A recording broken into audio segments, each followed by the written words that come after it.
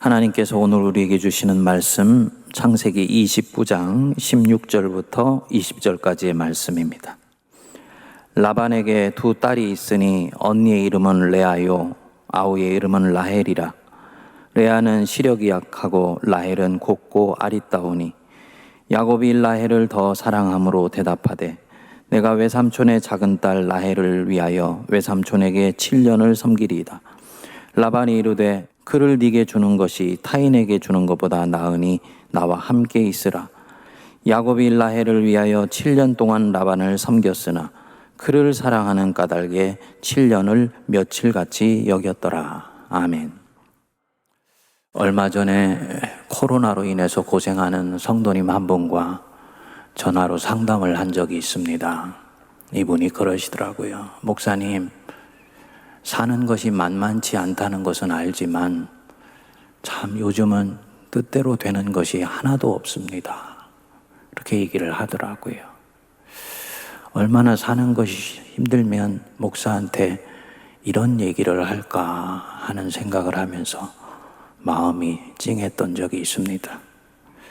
그렇지요. 요즘 코로나에 우리가 살면서 가정부터 시작해서 경제, 가족들, 자녀들, 신앙생활에 이르기까지 뜻대로 되는 것이 없는 것 같이 느껴지죠. 이럴 때 우리가 어떻게 하나님을 바라봐야 되고 어떻게 이 환난 가운데서 우리를 이끄시는 주님을 주목해야 되는가 질문이 일어나게 됩니다.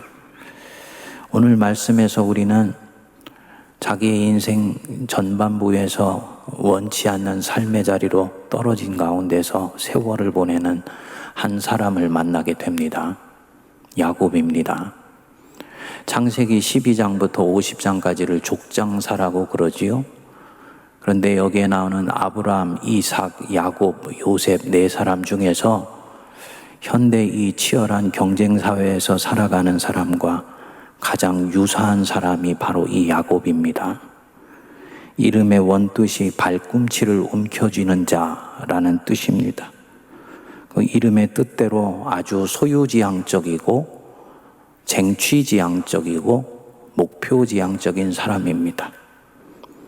경쟁에서 살아남는 데 익숙하여서 다른 사람이 가지고 있는 것, 자기에게 정말 필요하다 싶으면 수단과 방법을 가리지 않고 뺏어오는 사람입니다. 결국은 형 에서가 가지고 있는 장자권이 탐이 나니까 그것을 가져오려고 술수를 부리게 되지요. 근데 이 장자권은 형이 내어주기 전에는 가질 수가 없으니까 형을 속여서 형이 배고플 때 팥죽 한 그릇을 주고 장자권을 가져오는 거예요. 우리는 장자권이 무슨 물건도 아닌데 가져온다고 해서 가져올 수 있는 것인가 싶습니다만 그렇지 않습니다. 이 장자권이라는 것은 믿음이 실려있는 축복입니다. 믿음이 없는 사람이 이것을 소홀히 여겨서 내어던지면 그날부터 이 사람에게는 장자로서의 축복이 빠져나가는 거예요. 또 어떤 사람이 믿음을 실어서 그 축복을 받아들이게 되면 그때부터 이 장자권은 받아들인 이 사람에게 가는 것입니다. 야곱은 이것을 알고 있었어요. 결국은 형을 속인 것 때문에 형의 미움을 당하게 됐죠.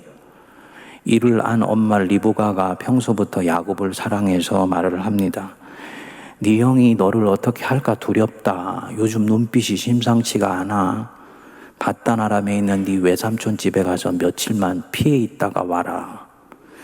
야곱은 형 화가 풀리면 돌아올 것이다라고 생각하고 고향 땅을 떠나서 밧단 아람으로 향합니다.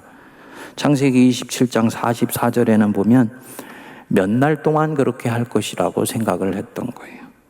그런데 인생이라는 것이 그렇게 뜻한 대로 풀려나가는 것이 아니죠. 결국은 여기서부터 이 야곱의 전반부 인생은 완전히 꼬여버리게 됩니다. 개나리 보찜 하나 메고 천신만고 끝에 외삼촌 집에 도착을 했는데 이 외삼촌 라반이 아시는 대로 보통 사람이 아니지요. 다른 사람 거 속여서 빼앗는 데는 야곱보다 한 두 수는 높은 사람입니다. 옛말에 늑대 피하려고 그랬더니 범 만났다고 하는 게 딱 이 격이에요. 집에 찾아온 조카를 종부리듯 하면서 노동력을 갈취를 합니다. 자기 둘째 딸 라헬을 이 야곱이 좋아한다는 것을 알고는 거래를 해서 7년 동안을 종노릇을 시키고 결국은 라헬을 주는 거예요. 7년간 열심히 일하고 결국은 라헬을 얻어 결혼을 해서 첫날 밤을 지나고 눈을 뜨고 보니 라헬이 아니고 언니 레아인 거지. 얼마나 깜짝 놀랐을까요? 7년 동안 더 일을 하면 내가 라헬도 줄게 해서 결국은 14년 동안을 일을 시킵니다. 이렇게 해서 며칠 피해서 온다면서 여기 와서 14년, 거기다가 뒤에 6년 더해서 20년의 세월을 살아가게 됩니다. 결국은 외삼촌 가족과 관계가 틀어지게 되어서 도망 나오들 이 밧단 아람을 떠나는데 이 조카를 추격해온 이 외삼촌 라반에게 20년 동안 가슴에 응어리졌던 말을 쏟아내게 됩니다. 창세기 31장 40절에 보면 나오는데요. 내가 이와 같이 낮에는 더위와 밤에는 추위를 무릅쓰고 눈 붙일 겨를도 없이 지내었나이다. 자기가 외삼촌 집에서 얼마나 고생을 하면서 지난 20년 동안 살았는지를 토로를 하는 거지요. 그리고 41절 뒷부분에 뭐라 그러냐면 이렇게 총 20년을 봉사하였는데 외삼촌께서 내 품삯을 10번이나 바꾸셨습니다. 외삼촌이 얼마나 나를 악하게 대했는 줄 아십니까? 이 얘기죠.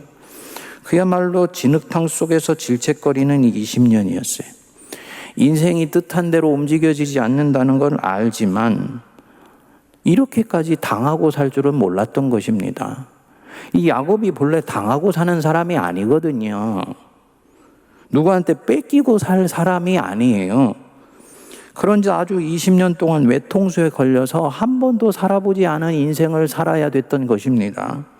그런데 이 야곱이 이 밧단 아람 20년을 산 흔적을 되돌아가 보면 놀랍습니다. 그 앞부분에서 자기가 20년 동안을 어떻게 이 밧단 아람에서 살았는지를 수레를 합니다. 내가 이 20년을 외삼촌과 함께 하였거니와 외삼촌의 암양들이나 암염소들이 낙태하지 아니하였고 또 외삼촌의 양떼 순양을 내가 먹지 아니하였으며 물려 찢긴 것은 내가 외삼촌에게로 가져가지 아니하였고 낮에 도둑을 맞았든지 밤에 도둑을 맞았든지 외삼촌이 그것을 내 손에서 찾았으므로 내가 스스로 그것을 보충하였습니다. 정상적인 것들은 다 외삼촌에게 드리고 손해보는 것이 있으면 내가 손해보면서 외삼촌께 보상해서 보충해 드렸습니다. 이 얘기죠. 얼마나 자기가 성실하게 지금 이 밧단 아람에서의 어떻게 보면은 말도 안 되는 인생을 살았는지를 수레를 하는 것입니다. 이 부분이 오늘 곱씹어볼 대목이에요. 지금 이 걸음은 자신이 결단한 걸음이 아니지 않습니까? 마지못해 쫓겨온 걸음이지요. 더군다나 좋은 일을 하다가 여기까지 온 것이 아니지요. 독립운동하다가 쫓겨서 여기까지 온 그런 걸음이 아니에요. 만일 그렇다면 자기가 자기의 의를 위해서 결단한 걸음이니까 이 고생은 내가 넉넉하게 감당하고 가야지라고 생각할 수 있을 것입니다. 그런데 이 사람 야곱, 형의 장자권을 교묘히 속여 빼앗은 것 때문에 도망온 걸음 아닙니까? 이게 죄가 무서운 게 뭐냐면 죄는 자기 안에 있는 내적 확신을 와해시켜 버립니다. 그러면 삶이 힘들어지면 야곱 안에서 어김없이 소리가 들려오지 않았겠습니까? 네가 그때 형에게 잘못해서 너는 지금 이 고생하는 거야. 너는 이 고생해도 당연해. 너는 지금 죗값을 치르고 있는 거야. 이런 소리가 들려오지 않았을까요? 성도님들 보시죠. 외적인 환경은 낯설고 거칩니다. 만나는 사람 라반은 악합니다. 그런데 자신의 내면 속에서는 이런 것을 뚫고 나갈 힘, 내적 확신이 대단히 약해 보입니다. 하지만 이 야곱은 지난 20년간 삶의 집중력이 전혀 흩어지지를 않습니다. 낮에는 더위와 밤에는 추위를 무릅쓰고 눈붙일 겨를도 없이 지내었나이다. 마치 자신이 이 걸음을 선택해서 결단하고 여기까지 온 사람처럼 놀라운 집중력을 보이면서 자기 삶에 충실한 거예요. 어떻게 이것이 가능한가? 전후 정황을, 이 밧다나람 세월을 이렇게 훑어보면 단서가 되는 것은 딱 하나밖에 없습니다. 이 밧다나람에서 야곱의 초반 인생은요, 굉장히 칠흑같이 어두운 밤이었습니다. 그런데 이 야곱의 눈빛을 반짝반짝 빛나게 해주는 대상 하나가 있었어요. 누구입니까? 라헬이에요. 사랑하는 사람이 있었던 거예요. 그 밧다나람 땅에. 오늘 말씀으로 보면은 야곱이 라헬을 위하여 7년 동안 라반을 섬겼으나 그를 사랑하는 까닭에 7년을 며칠같이 여겼더라. 여러분, 이 느낌이 무슨 느낌인지 아시는 분, 복 있는 사람인 것을 믿으시기 바랍니다. 사랑하는 사람 때문에요. 나머지 모든 시련이 시련으로 여겨지지를 않는 거예요. 그래서 삶에 놀라운 집중력을 발휘를 합니다. 그런데 이것이 하나님이 일하시는 방법 중에 하나입니다. 우리는 하나님이 무슨 홍해물을 가르시고 기적을 일으키시고 이렇게 직접적으로 일하시는 것만 생각합니다만, 하나님은 신묘막직하신 분이세요. 하나님이 쓰는 수는 무한하십니다. 그래서 사람의 마음속에 소원을 불러 일으키셔서 이 사람의 의지를 발동하여서 어떤 일을 하시기도 하시고, 옆에 사람을 붙여주어서 혼자 가지 못하는 길을 함께 헤쳐나가게도 하십니다. 또 어떤 경우에는 이렇게 사랑하는 사람이나 어떤 사랑하는 그 무엇을 삶 속에 살포시 놓아두셔서 나머지 역경을 이 사랑하는 것 때문에 넘어가게 하세요.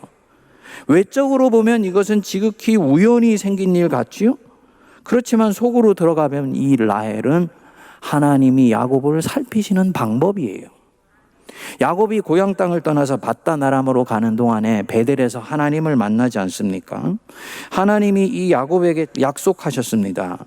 내가 너와 함께 있어 네가 어디로 가든지 너를 지키며 너를 이끌어 이 땅으로 돌아오게 할지라. 내가 네게 허락한 것을 다 이루기까지 너를 떠나지 아니하리라.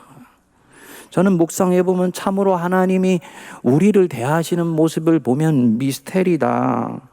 지금 이 야곱이 좋은 일 하다가 무슨 악당에게 쫓겨가는 것이 아니지 않습니까? 자기 꾀에 빠져서 도망하는데 하나님이 이 야곱 그저 당신이 택한 백성이라고 뒤를 따라오셔서 위로해 주시고 약속해 주시는 거예요. 내가 너와 함께 있을 것이다. 내가 네게 허락한 것을 이루기까지 내가 너를 떠나지 아니하리라. 얼마나 품이 넓은 분인지 모릅니다. 하나님이 우리에게도 이렇게 선대하시는 하나님인 것 믿으시기 바랍니다.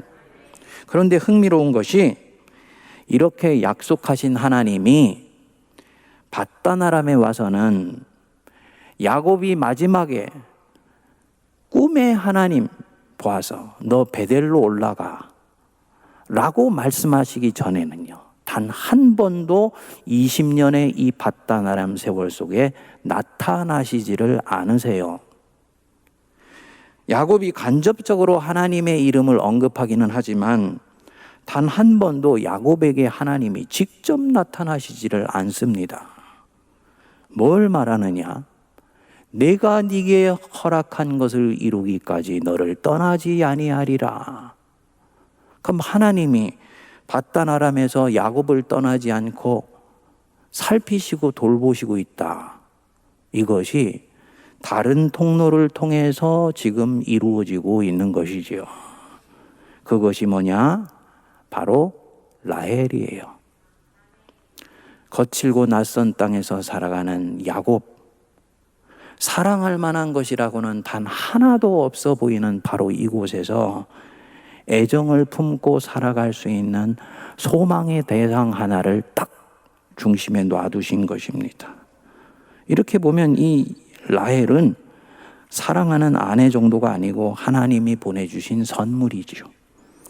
성경에는 나오지 않지만 저는 야곱이 라헬을 생각하면서 그런 마음을 가졌을 것이라고 봅니다. 이상하다. 내 사랑하는 아내 라헬만 생각하면 지금 이곳이 힘들지를 않아. 외삼촌 라반이 하는 행동이 증오스럽지도 않고, 이 힘든 시간들이 잊혀지고 넘어가지고 삶의 소망이 생겨요. 저 친구는 내 마음에 행복의 꽃을 피게 하는 친구야. 라헬이 하나님이 베델에서 내가 약속하신 바로 그 은혜구나. 라헬이 하나님이 내게 주신 선물이구나. 저는 이렇게 생각했을 거라고 봅니다. 어떻게 알 수 있냐면요, 하나님은 한 번도 나타나시지 않았는데 하나님이 주신 약속의 흔적이라는 것은 이 라헬밖에 없어 보였는데 20년 세월을 이 밧단 아람에서 지내고 나서 야곱이 여기서 떠날 때 보면 믿음이 훌쩍 자라 있습니다. 하나님이 야곱과 무엇인가를 통해서 교통하고 있었다는 얘기예요. 그래서 이 라헬을 생각하면서 자기 삶을 산산이 부숴뜨리려고 하는 시련을 넘어서며 놀라운 삶의 집중력을 보이는 것입니다. 여러분, 야곱의 경우만이 아니고 우리 자신에게도 해당되는 말씀인 줄 믿습니다. 하나님은 때때로 우리로 하여금 사망의 음침한 골짜기를 지나가게 하세요. 하지만 해를 두려워하지 않을 것은 주의 지팡이와 막대기와 함께 계시고 하나님의 은혜의 밧줄은 그 사망의 음침한 골짜기 구덩이 같은 곳에 어김없이 내려오셔서 우리로 하여금 그 밧줄을 붙들고 하늘길을 향해서 나갈 수 있는 새로운 경로를 만들어 주십니다. 이게 하나님의 은혜의 선물이죠. 사실은 우리가 이미 우리 옆에 있는데 자꾸 엉뚱한 곳에서 찾으려고 하고, 내가 보기에는 크고 근사하고 놀라운 거 기도하는데 하나님은 어떻게 보면은 붙들면 금방이라도 툭 떨어질 것 같은 연약해 보이는 밧줄이니까 잡으려고 하지 않는 거예요. 그렇지만요, 이 밧줄은 아주 소중하고 기쁘고 행복하고 나를 즐겁게 하는 것입니다. 힘들지만은 걸어가고 있는 이 인생길을 넉넉하게 이기게 만드는 아주 신비한 힘이 있습니다. 하나님이 그 안에서 역사하시기 때문입니다. 제가 이 얘기를 하면 포항에서 목회할 때 생각이 나는데요, 저는 스타일 자체가 어디에 가면은 곧바로 적응을 하는 그런 스타일이 아닙니다. 시간이 걸립니다. 미국에 가서도 3년 동안 얼마나 힘들었는지 모릅니다. 기도하고 응답받고 갔다고 생각을 했는데 가서 얼마나 힘들었는지 아이고 괜히 왔네 하는 생각을 3년이나 반복해서 했습니다.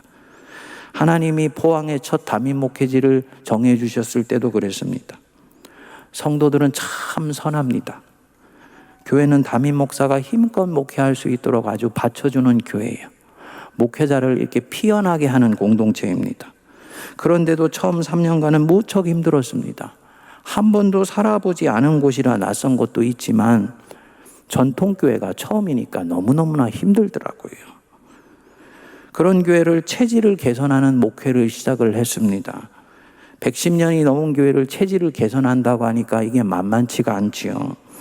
한편으로는 성도들은 새로운 거 시작하는 것에 대해서 저항을 하더라고요. 저한테 그랬습니다. 목사님 처음 오셨을 때는 따뜻한 어머니 같으신 분인 줄 알았더니 지금 보니까 시어머니시네요.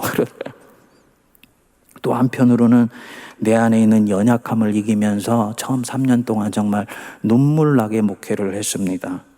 과로로 인해서 위가 찢어져서 위궤양으로 입원을 하여서 시술을 하는 정도가 되었는데도 모르고 목회를 했어요. 그런데 그렇게 한 주 한 주를 살았는데 이상해요.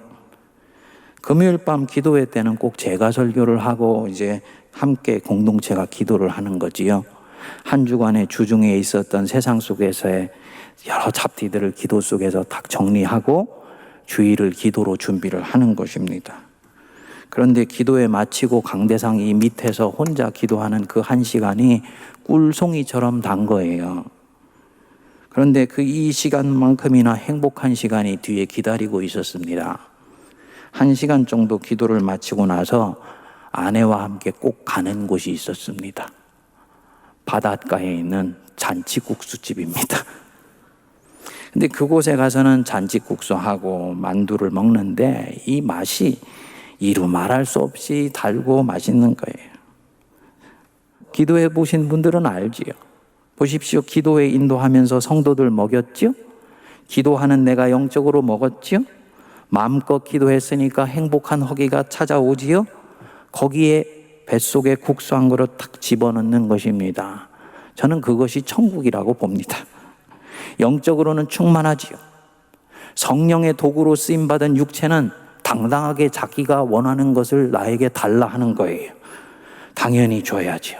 그렇게 해서 너는 이 국수와 따뜻한 국물이 한 주간에 있었던 거친 목회의 모든 시름들을 날아가게 해주고 얼마나 영적인 만족감을 가져다 주는지 모릅니다. 지금도 그때 생각하면 저도 모르게 미소가 떠오르면서 행복합니다. 무엇이었을까? 그게 바로 라헬이었던 것입니다. 그 기도회와 그 후에 갖는 짧은 야식의 시간, 하나님의 선물이었구나. 거친 목회를 계속해 나가면서 밭을 일구게 해주는 은혜의 밧줄이었구나. 여러분, 우리는 하나님의 은혜를 너무 크고 놀라운 데서 찾는 경향이 있습니다. 오늘이 종교개혁 기념주일인데 우리가 이 루터와 칼뱅의 후예들이라서 그런지 우리도 모르게 하나님의 은혜를 너무 큰 것, 기적적인 것, 드라마틱하게 내 인생을 한 번에 바꿔놓는 것을 생각을 해요. 사실은 그렇지 않습니다. 이 종교개혁의 영성은 그런 것이 아닙니다. 수도원에서 신비롭고 초월적으로 은혜를 구하던 그런 삶을 정리하고 일상 속에서 평범하게 살면서 하루하루 소박하게 찾아오는 그 은혜에 눈뜨게 해준 것이 종교개혁의 영성입니다. 그 작은 은총이 모여서 큰 일을 만들어내는 거예요. 루터가 1521년 3월에 보름스 국회에서 자신을 파문하려는 음모를 아주 영웅적인 답변으로 분쇄하지요. 그리고 고향으로 돌아가는데 적들이 도처에서 이 루터를 암살하기 위해서 음모를 꾸미게 됩니다. 이를 미리 안 루터의 후견인 프리드리히 3세가 루터를 중간에 납치하듯 해서 자기 관할인 바르트브루크라는 성에 기거를 하게 됩니다. 루터는 하루아침에 꼼짝도 못하고 그 성에 갇힌 존재가 되어버린 거예요. 밖으로 나가고 싶어도 나갈 수가 없습니다. 이 때문에 결국은 루터는 낙심하여서 그때 우울증에 걸리게 됩니다. 어느 날 자기 신세를 한탄하면서 기도했다 그럽니다. 주님, 여기에 갇혀 제가 할 수 있는 것이라고는 아무것도 없습니다. 한탄하고 기도하고 눈을 떴는데 자기 양심에서 음성이 들려오더랍니다. 정말 내가 할 수 있는 것이 아무것도 없는가? 생각해 보니까 성경을 읽고 묵상할 수 있는 거예요. 그래서 성경을 읽는데 이 성경이 너무너무나 사랑스럽게 느껴진 것입니다. 라헬인 거지요. 생각이 딱 떠올랐어요. 성경을 독일어로 번역하면 되겠구나 라는 생각이 찾아오게 됩니다. 당시의 성경은 다 라틴어로 되어 있어서 독일에 있는 평민들은 읽어도 무슨 소리인지 모르고 들어도 뜻을 깨달을 수가 없는 것이지요. 그런데 만일에 성경을 독일어로 번역해줘서 읽고 묵상하게 해주면 진정으로 독일 백성들의 이 영혼을 깨어나게 할 수 있다는 확신이 찾아온 것입니다. 그래서 그 성에 숨어서 아무도 관심 가져주는 이가 없는 가운데 이 성경 번역하는 일을 시작합니다. 10개월 만에 성경 번역을 끝냈는데 루터는 그 후에 그 10개월을 수료하면서 이렇게 말했다 그럽니다. 숨어서 지내하는 그 10개월이 처음에는 숨이 넘어갈 정도로 고통스러웠다. 그런데 하나님은 성경 번역이라는 놀라운 은총의 역사를 그 숨어 운둔하는 곳에 숨겨 놓으셨다. 이렇게 번역된 독일어 성경이 루터의 개혁을 전진시키는 결정적인 계기로 사용되게 됩니다. 성도님들, 하나님의 은혜는 다함이 없어요. 우리가 종교개혁자들의 모토를 오직 믿음, 오직 은혜, 오직 성경, 오직 하나님의 영광이라고 얘기를 합니다만 오직 믿음이다, 코로 숨쉬는 인간이, 피조물인 자들이, 죄를 생산해내는 공장된 내가 하나님을 믿으면 얼마나 믿겠습니까? 보이지 않는 하나님을 신뢰한다면 우리가 얼마나 신뢰할 수가 있겠습니까? 우리의 믿음은 항상 깨지기 싶어요. 그래서 이 개혁자, 믿음으로 시작했지만 우울증을 앓을 정도로 주님 향한 신뢰가 박살이 났습니다. 그런데 하나님은 이 연약해진 종에게 은혜로 찾아오신 거예요. 새로운 은혜를 부어주셔서 그의 완전히 파산된 이 믿음을 중건시키시고 새 일을 하게 하신 것입니다. 그분의 은혜는 뜻한 대로 인생이 풀려가지 않고 야곱처럼 못된 짓 하여서 도망간 자에게까지도 어김없이 역사되는 은혜입니다. 그래서 당신의 의로운 자로 변화시키시는 놀라운 능력이 있는 그런 은혜입니다. 하나님이 이 밧다나람에 있는 이 야곱에게 주셨던 라헬은 어딘가 오늘 우리에게도 어김없이 남겨두셨습니다. 그거 통해서 주님은 바로 지금 여기서 역사하시고 계세요. 먼저는 내가 그걸 찾아내야 되고요. 이미 나는 찾았다면 그 찾아낸 것은 누구에게도 빼앗기시면 안 됩니다. 마귀가 와서 그 자리 점령하도록 놔두지 마십시오. 천국은 침노하는 자의 것이에요. 그 은혜의 길목을 견고하게 지켜야 됩니다. 어떤 분에게는 하루 30분의 묵상 시간일 수도 있고요. 어떤 분에게는 아침 예배 시간에 1시간이 바로 이 라헬의 시간일 수 있지요. 우리 교회 노권사님들이 이 코로나 가운데서도 어김없이 아침 예배를 드리시고 같이들 모여서 식사하시고 난 뒤에 저 10층에 올라가서 성경 통독들을 같이 하세요. 제가 올라갈 때 만나는 경우도 있고 내려올 때 만나는 경우도 있는데 이분들 얼굴을 보면 달덩이처럼 환해요. 코로나 전에 만났을 때보다 훨씬 얼굴이 좋습니다. 뭡니까? 사실은 코로나에 제일 힘든 분들이 어르신들인데 그렇지 않다는 거지요. 자기의 라헬을 발견했고 그 라헬 속에 영혼의 둥지를 깊이 뿌리박고 있기 때문에 영혼이 소생되고 살아나는 역사가 일어나는 것입니다. 여러분, 이 작아 보이는 은총의 이 시간들 향유하십시오. 만족하십시오. 이것으로 충분합니다. 다른 더 큰 거 구하지 않으셔도 돼요. 필요하면 주님이 주세요. 다른 거 괜히 더 큰 거 구하면 오히려 삶의 집중력이 떨어집니다. 하나님 주시는 이 은혜로 넉넉히 내 나머지 어두운 부분을 덮으실 능력이 있다는 걸 믿으시고 내게 주신 이 작은 라헬을 누구보다도 소중히 여기시기 바랍니다. 넉넉하게 우리 주님이 역사하십니다. 로마서 8장 35절에 37절은 말씀합니다. 누가 우리를 그리스도의 사랑에서 끊으리요? 환난이나 곤고나 박해나 기근이나 적신이나 위험이나 칼이랴. 기록된 바 우리가 종일 주를 위하여 죽음을 당하게 되며 도살당할 양같이 여김을 받았나이다. 그러나 이 모든 일에 우리를 사랑하시는 이로 말미암아 우리가 넉넉히 이기느니라. 우리를 사랑하시는 이로 말미암아 우리 인생에 박아놓으신 바로 이 라헬을 통하여서 우리는 넉넉히 이긴다. 믿으십시오. 결국 이 야곱은 이 밧다나람을 이겼습니다. 인간적으로는 깨지고 당하고 속고 껍데기만 남는 것 같았는데요, 20년 이렇게 살았더니요, 이 밧다나람 세월 속에서 이스라엘의 12지파의 조상이 되는 자들이 나왔어요. 들어갈 때는 개나리 보찜 하나 메고 빈털터리로 들어왔는데 나올 때는 소와 양들이 수를 이루지 못할 정도로 차고 넘치게 됩니다. 하나님이 일을 하신 것입니다. 하나님의 은혜의 밧줄 견고히 붙잡고 이 코로나의 환난을 이겨가시기를 기도합니다. 이 코로나의 환난은 내게는 폭풍이다. 그러면 붙잡는 정도로 안 되지요. 이 밧줄에 나를 칭칭 동여 매고요, 하나님의 은혜 성전에 내 몸을 견고하게 갖다 붙이는 것입니다.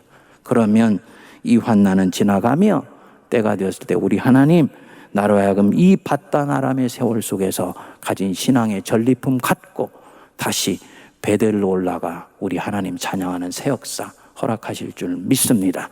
기도하겠습니다. 살아계신 하나님, 사랑하는 것을 통해서 사랑할 수 없는 수없이 많은 것들을 품게 하시고 포용하게 하시고 견디게 하시는 줄 믿습니다. 우리 인생 속에 박아나오신 보석 같은 라헬 소중히 여기게 하시고 정말 잘 가꾸게 하시며 하나님이 주신 이 은혜의 선물을 누리며 기뻐하며 하나님의 영광을 위하여 오늘도 이 코로나 한복판을 기쁨으로 살아가게 하여 주옵소서. 때가 되었을 때 주님이 주신 은혜의 전리품 붙들고 담대하게 베델로 올라가는 우리 모두가 되게 하옵소서. 예수님 이름으로 기도하옵나이다. 아멘.